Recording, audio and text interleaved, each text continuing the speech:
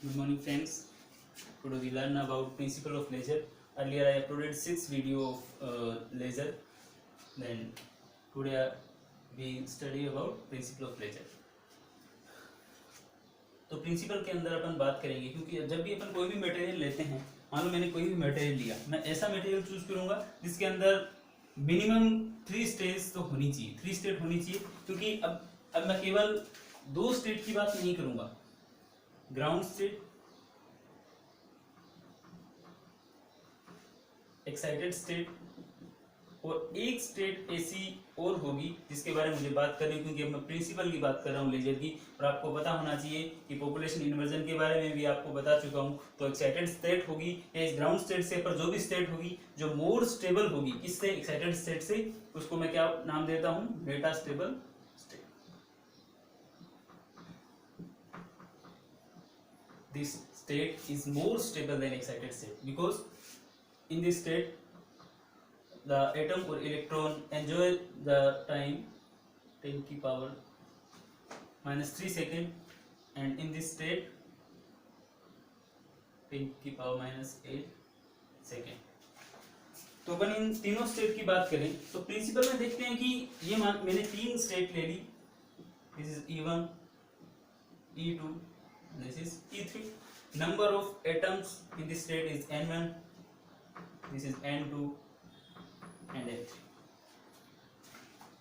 तो अगर अब मैं लेजर की बात करूं तो लेजर के लिए मैंने आपको बताया था कि बेसिक प्रिंसिपल क्या है कि आपके सबसे पहली कंडीशन ये होनी चाहिए कि एक्साइटेड स्टेट में आपके जो एटम है, नंबर्स ऑफ एटम हैं, वो इस ग्राउंड स्टेट से ज्यादा होने चाहिए, क्योंकि यहाँ पे एटम अगर ज्यादा होंगे तभी आपका क्या होगा, ये जो एनर्जी एमिट करने के बाद या जो रेडिएशन एमिट करने के बाद ये ग्राउंड स्टेट में आएंगे और आपको यहाँ पे क्या मिलेगा, लेजर मिलेगा। तो अपन चाहते हैं पॉपुलेशन इन्वर्जन के बारे में मैंने आपको बता दिया था। तो देखो अगर पहली स्टेट की बात करूं मैं कि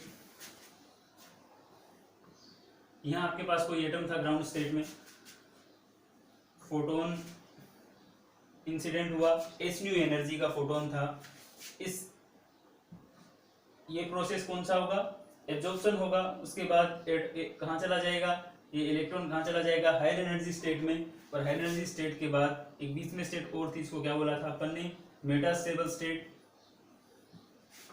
तो ये जो प्रोसेस होगा, कौन सा प्रोसेस, एब्जॉर्प्शन का प्रोसेस होगा। देखो हमेशा एब्जॉर्प्शन का प्रोसेस कैसा होता है, फास्ट प्रोसेस है। और अगर इस एक्साइटेड स्टेट से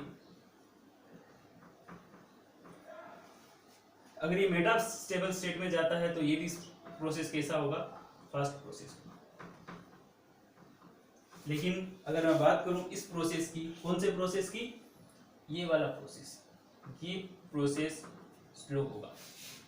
बता सकते हो ये प्रोसेस स्लो कैसे होगा, क्योंकि आपको पता होगा, क्योंकि मेटा स्टेबल स्टेट है, यहाँ पे इलेक्ट्रॉन है वो 10 की पावर माइनस 3 सेकंड तक अपना टाइम एंजॉय करता है, इस मेटा स्टेबल स्टेट को एंजॉय करता है, और यहाँ पे जो टाइम है वो 10 की पावर माइनस 8 सेकंड है।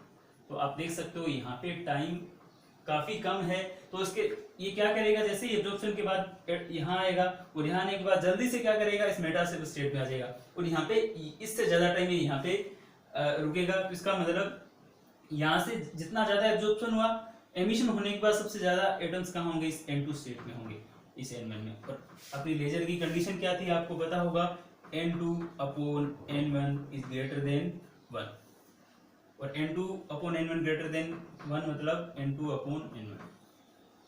तो अपन आराम से बोल सकते हैं कि ये कंडीशन होगी तभी आपका लेजर प्रोड्यूस होगा। तो ये प्रोसेस फास्ट होना चाहिए, ये भी फास्ट, लेकिन ये क्या होगा, स्लो होगा। तो सिंपल सा अगर आपको लेजर के बारे में समझना हो, प्रिंसिपल समझना हो, तो आप बोल सकते हो कि आपने ऐसा मटेरियल लिया है जिसके अंदर 2 से ज़्यादा स्टेट होनी चाहिए। तो आप जैसे ही आपने फोटोन इसके ऊपर इंसिडेंट करवाया कि ग्राउंड स्टेट के एटम के ऊपर, तो इस एटम ने क्या किया, उस एनर्जी को, उस फोटोन को एब्जॉर्ब किया, एब्जॉर्ब करने के बाद वो हायर एनर्जी स्टेट में गया, और हाई एनर्जी स्टेट में कितना टाइम स्पेंड करेगा, वो 10 की पावर माइनस 8 सेकेंड, क्योंकि वो अनस्टेबल स्टेट है, हायर एनर्जी स्टेट है, एक्साइटेड स्टेट है। उसके बाद वो क्या करेगा, नीचे आने की, अब वो स्टेबल होना चाहेगा तो एनर्जी का एमिट करेगा, लेकिन उसे बीच में एक स्टेट और मिलेगी ऐसी जो उस एक्साइटेड स्टेट से ज्यादा स्टेबल होगी, और इस स्टेबल में ये 10 की पावर माइनस 3 सेकंड तक रुकता है। और तब होगा क्या, उसी टाइम अपन क्या करेंगे, उसी टाइम एक फोटोन और अपन ट्रिगर करवा देंगे, स्टिमुलेटेड करवा देंगे इस एटम को, तो ये एटम, ये जो एनर्जी है वो एनर्जी अगर यहाँ पे इस एटम में इस इलेक्ट्रॉन को मिलती है तो वो उस टाइम 2 फोटोन एमिट करेगा। वो दोनों फोटोन क्या होंगे, सेम डायरेक्शन में ट्रेवल करेंगे, जिनके अंदर कोई फेज रिलेशन होगा, फ्रीक्वेंसी सेम होगी। तो अगर ये सेम डायरेक्शन में ट्रेवल करेंगे तो अपने को क्या मिलेगी, लेजर मिलेगी। तो ये बेसिक सा प्रिंसिपल था लेजर का। अगर आपको सिंपल सा कोई पूछ ले कि प्रिंसिपल ऑफ लेजर बताओ, तो आपको इतना, आपको absorption, spontaneous emission, stimulated emission, metastable state और कुछ ये 2 डायग्राम बना के आपको एक्सप्लेन करना पड़ेगा। तो ये आपका बेसिक प्रिंसिपल था लेजर का। Thank you.